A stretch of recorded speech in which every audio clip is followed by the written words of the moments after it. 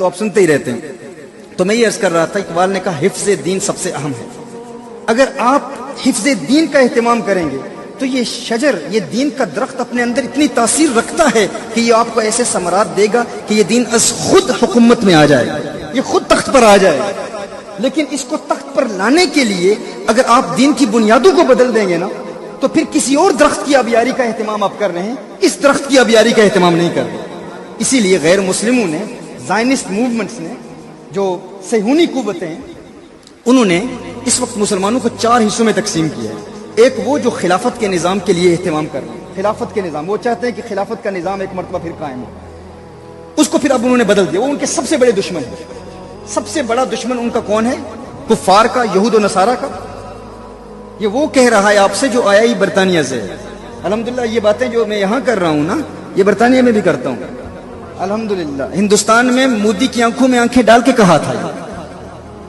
الحمدللہ امریکہ میں بھی کرتے ہیں. تو ہمیں اس بات کی کوئی ڈر نہیں، کوئی فکر نہیں. آپ کو بھی کچھ نہیں ہونا چاہیے. الحمدللہ آپ تو یہاں پر پاکستان میں ہیں. تو یہ باتیں سنیں اور سمجھیں کہ عالم کفر اس وقت ہمارے خلاف کیا سازش کر رہا ہے، اور آپ کا کردار عالم کفر کے خلاف مستقبل میں کیا ہوگا. وہ بالخصوص وہ لوگ جو فنی اعتبار سے دینی، درسی، علوم و فنون کو اچھی طرح سمجھتے ہیں اور بندیالویوں جیسی گہرائی رکھتے ہیں، آپ کے لیے یہ پیغام انتہائی اہم ہے. ان کے نزدیک سب سے بڑا دشمن عالم کفر، یہود و نصارہ کا وہ ہے جو مسلمانوں کی وہ جماعت ہے جو اسلام کو ایک نظام حیات سمجھتی ہے،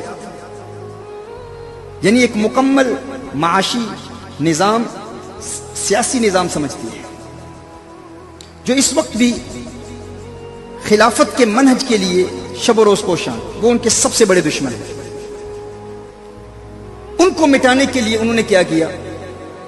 انہوں نے اپنے بندے اس منہج میں ڈال دیے، اور اسلام کو بدنام کرنے کے لیے وہ جہاد جو مقدس جہاد ہے، اس مقدس جہاد کو بدنام کرنے کے لیے اپنے بندے اس میں ڈال دیے، تاکہ ہمارے یہ مدارس کے علماء ان سے دور ہو جائیں.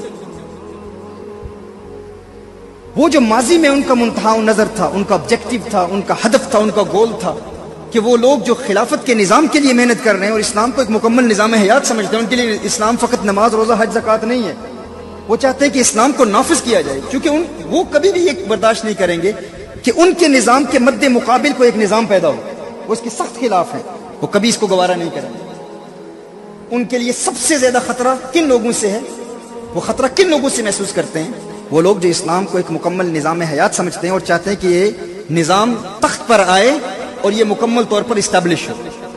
یہ ان کا پہلا دشمن ہے، سب سے بڑا دشمن. دوسرے دشمن آپ ہیں مولوی. مولوی ان کے سب سے بڑے دشمن ہیں اس وقت. وہ کہتے ہیں کہ یہ جو ٹریڈیشنلسٹ ہیں، آرتھوڈاکس مسلم اسکالرز، روایتی علماء جو اس دور میں بھی حفظ دین کا اہتمام کر رہے ہیں، اس دور میں بھی مدارس میں وہی پرانی کتابیں پڑھا رہے ہیں، ہر چند کے یہ لوگ اغیار کو دین میں لانے کی دعوت نہیں دے رہے، جن سے لوگ متاثر ہو جاتے ہیں. بہت سارے لوگ ایسے لوگوں سے متاثر ہوتے ہیں جو مناظرے کرتے ہیں. سمجھتا تھا کہ ہمارے علماء درس نظامی پڑھتے ہیں، علوم و فنون پڑھتے ہیں، لیکن انہیں دین کی دعوت دینے کا سلیقہ نہیں آتا، یعنی دین کو لوگوں تک پہنچانے کا طریقہ نہیں آتا. ہر چند کی استعداد ہے، لیاقت ہے، قابلیت ہے. ایک مہینہ بھی ایک عالم دین بندیال کا پڑھا ہوا، وہ بندیال کا کیا میں کہتا ہوں، وہ نصاب جو بالکل بدل گئے ہیں، وہ نصاب جو بڑے کمزور نصاب ہے، وہ نصاب پڑھا ہوا بندہ بھی اگر تقابل ادیان پر کچھ کام کرے تو بے شمار کفار کو وہ مسلمان بنائے گا جو مخلص ہیں. لیکن میں سمجھتا تھا کہ وہ ہمارے علماء اس کام میں نہیں ہے. لیکن میں اس نتیجے پر پہنچا ہوں کہ یہ جو آپ کام کر رہے ہیں نا، یہ کام اس سے بھی اہم ہے. اور یہ اقبال کی فکر ہے، یہ اعلیٰ حضرت رحمہ کی فکر ہے. اقبال نے یہی کہا کہ اگر تم نے دین کی بنیادوں کو بچا لیا، تم صرف یہ کام کرتے رہو، یہ دین اپنے اندر اتنی اٹریکشن رکھتا ہے، اتنی تاثیر رکھتا ہے کہ تمہیں ایسے ثمرات دے گا اور تمہاری آنے والی نسلوں میں وہ پیغامات منتقل ہوں گے کہ وہ تمہاری آنے والی نسلیں ایک انقلابی فکر لے کر دین کو تخت پر لائیں گے. شرط یہ کہ ان کو سچا دین دیا جائے، اور وہ کام یہ علماء کر رہے ہیں. تو صہیونی قوتوں کے نزدیک ان کا سب سے بڑا دشمن اس وقت آپ لوگ ہیں. وہ کہتے ہیں کہ کہیں یہ لوگ خلافت کے نظام کے لیے کام نہ شروع کر دیں. پہلے ایک طبقہ تھا جو براہ راست خلافت کے لیے کام کر رہا تھا، اب اس میں گستاخ آ گئے، اس میں بدعقیدہ آ گئے. جب بدعقیدہ آ گئی تو روحانی قوتیں نہیں رہی، روحانی قوتوں کا اثر نہیں رہا، کیونکہ پہلے صوفیاء اور علماء مل کر کام کرتے تھے. اور صوفیاء حقیقتاً علماء ہی ہوتے ہیں، علماء ہی صوفیاء ہوتے ہیں. ہاں اگر کوئی اس تصوف کی حقیقت کا منکر ہو تو وہ اور بات ہے، لیکن ہر ولی اللہ عالم ہوتا ہے، ہاں لیکن ہر عالم ولی نہیں ہوتا، اور وہ عالم بھی نہیں ہوتا حقیقی جو عالم۔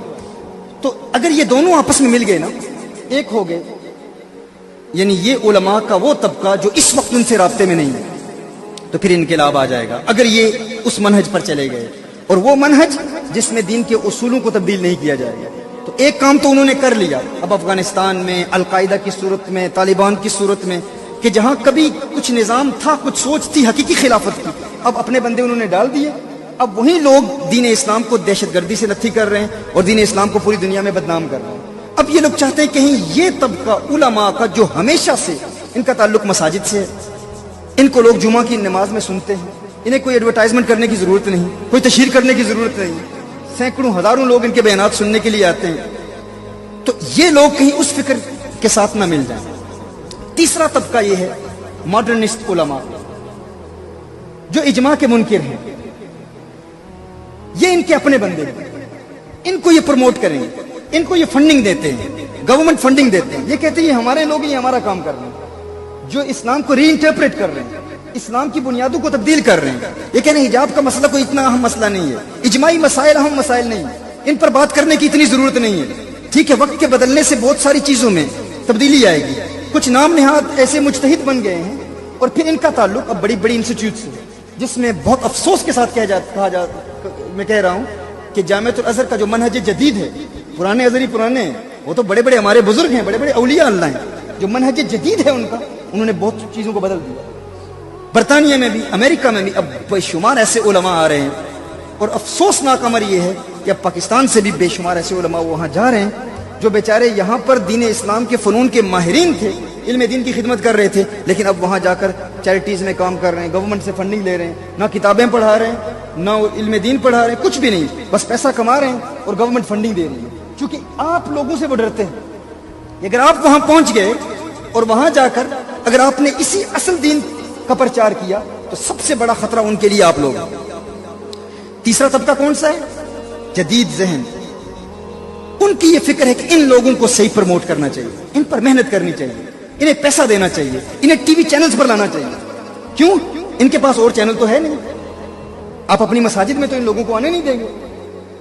یہ سوٹ میں آتے ہیں، ٹی وی چینلز پر بیٹھتے ہیں، کچھ شلوار قمیض بھی پہنتے ہیں، کچھ اور لباس بھی پہنتے ہیں، کچھ امریکہ میں، کچھ برطانیہ میں، کچھ بڑے گورنمنٹ لیول تک ان کو ٹی وی چینلز پر بھیجا جاتا ہے۔ آپ حیران ہوتے ہوں گے، یار ہمارے علماء تو بہت زیادہ علم رکھتے ہیں، اتنی کچی باتیں کرنے والے ٹی وی پر کیسے پہنچ جاتے ہیں؟ کیونکہ ان کو فنڈنگ، ان کی ساری مدد یہ صہیونی قوتیں یہود و نصارہ کر رہی ہیں کہ ان کو پروموٹ نہ کریں گے، ان کو مسجدوں میں تو کوئی آنے نہیں دے گا، کام یہ ہمارا کر رہے ہیں، ان کو پروموٹ کرو، یہ ہمارے بندے۔ یہ تیسرا طبقہ ہے۔ چوتھا طبقہ کون سا؟ وہ عام مسلمان ہیں جو 5 وقت کی نماز پڑھیں گے، کبھی پڑھیں گے کبھی نہیں پڑھیں گے۔ ان کا اسلام کیا ہے کہ جب شادی ہوگی تو ہم 7 پھیرے نہیں لگائیں گے، ہم نکاح پڑھیں گے، جب مریں گے ہم تو ہمارے جسم کو جلایا نہیں جائے گا، جنازہ پڑھایا جائے گا۔ نام کے مسلمان ہیں، نام ثاقب ہے، نام عبداللہ ہے، عبد الرحمن ہے، لیکن فقط اپنے علاقے کے لوگوں کو خوش کرنے کے لیے کہ کہیں اس کو مرتد نہ کہہ دیا جائے، لوگ کیا کہیں گے میں نے اسلام کو چھوڑ دیا ہے۔ یہ وہ نام کے مسلمان، یہ کہتے ہیں تو بندے ہی ہمارے ہیں، ان سے تو ہمیں کوئی خطرہ ہی نہیں ہے۔ یہ وہ چوتھا طبقہ ہے۔ ان کا مشن یہ ہے کہ اس تیسرے طبقے اور چوتھے طبقے کو ملایا جائے، ان کو ایک کیا جائے، یہ ایک دوسرے کی مدد کریں اور دوسرے طبقے کو تیسرے میں شامل کرنے کی کوشش کی جائے، لیکن کہیں ایسا نہ ہو کہ دوسرا پہلے کی طرف چلا جائے۔ اور دوسرا طبقہ جو ہے اس کو ہر ملک کے وزیر اعظم، پریزیڈنٹ، ان سے دور رکھا جائے، کیونکہ کچھ ممالک میں ایسی قیادت آئے گی، کوئی صدر آ جائے گا، کوئی وزیر اعظم آ جائے گا، پرائم منسٹر آ جائے گا جو مخلص ہو، این ممکن ہے جو مخلص ہو، تو مولویوں کے اس دوسرے طبقے کو کبھی بھی کسی قیادت کے قریب نہیں آنے دینا، ان کو دور رکھنا ہے، کبھی ان میں کوئی مفاہمت نہ ہو جائے، کہیں ایسا نہ ہو، کیونکہ علماء کرام بہت مشکل ہے ان کے لیے اس نہج پر ابھی اس وقت کام کرنا، ذرائع نہیں ہے، وسائل نہیں ہے، تو کبھی ایسا بھی ہو سکتا ہے کہ کوئی ایسے ممالک میں کچھ ایسے وزیر اعظم آ جائیں، کوئی صدر آ جائے جو مخلص ہو اور اسلام کے لیے مخلص ہو، یہ ممکن ہے، یہ ہو سکتا ہے، اور اس سے شاید غلطیاں بھی ہوئی ہوں، بہت بڑے پیمانے پر غلطیاں بھی کی ہوں، شاید اس نے کفر بھی بکے ہوئے، لیکن ان کو علماء کے اس طبقے کو اس سے دور رکھا جائے۔ کبھی یہ ایک ہو گئے نا تو انقلاب آ جائے گا، کیونکہ مولوی جو بات کرے گا وہ سچی بات کرے گا۔ اب یہ 4 لوگ ہیں، ان میں سے بندیالوی آپ کا شمار دوسروں میں ہوتا ہے، دوسرے طبقے میں، کہ وہ لوگ آپ سے ڈرتے ہیں، اس قدر ڈرتے ہیں کہ یہ کسی بات میں، اصولی بات میں یہ کبھی سمجھوتا نہیں کریں گے کفار سے، کبھی یہ پلپلے سنی نہیں ہوں گے، یہ پختہ سنی رہیں گے، عقیدے میں پختہ رہیں گے۔ اس حوالے سے جو میں نے اقبال کا شعر پیش کیا کہ پھر سیاست چھوڑ کر داخل حصار دی میں ہو، سیاست سے مراد وہ جو گندی سیاست ہے، وگرنہ سیاست کا اسلام سے گہرا تعلق ہے، اور اقبال کی اپنی جو فکر ہے جمہوریت کے حوالے سے وہ اس کی اپنی فکر ہے، اس میں میں بھی کافی حد تک قائل ہوں۔ بہرحال اس میں ہم اختلاف اپنے بزرگوں سے نہیں کرتے، ہمارے بزرگوں کی جو رائے ہے، جو سوچ ہے، وہ علمی بنیادوں پر ہے۔ تو اس لیے میں نے یہ کہا کہ یہ اجماعی مسائل پر پختگی انتہائی ضروری ہے، اور ختم نبوت کی ایک بہت بڑی دلیل یہ بھی ہے کہ اس امت میں اجماع ہے، اب کوئی نبی نہیں آئے گا، تمام علماء کرام اور تمام طلاب العلم پوری پختگی، پورے وثوق، پورے یقین کے ساتھ جتنے بھی وہ مسائل جو اجماعی ہیں ان میں کبھی کمپرومائز نہ کریں، کبھی ان میں تبدیلی نہ پیدا ہو، اور اسی چیز کو بیان کرتے رہیں۔ اس کی برکت کیا ہوگی؟ اس سے آپ کو نبی کریم صلی اللہ علیہ وسلم کا فیضان ملے گا، کیونکہ اب نبی کوئی نہیں آئے گا۔ قبر میں بھی یہی سوال ہوگا نا، جب آپ قبر میں جائیں گے تو حضور اکرم صلی اللہ علیہ وسلم کی ذات کے بارے میں سوال ہوگا کہ ہمارا حضور سے رشتہ کیا ہے۔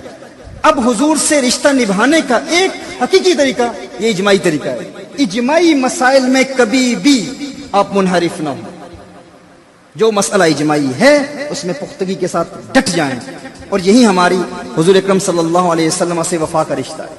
تو پوچھا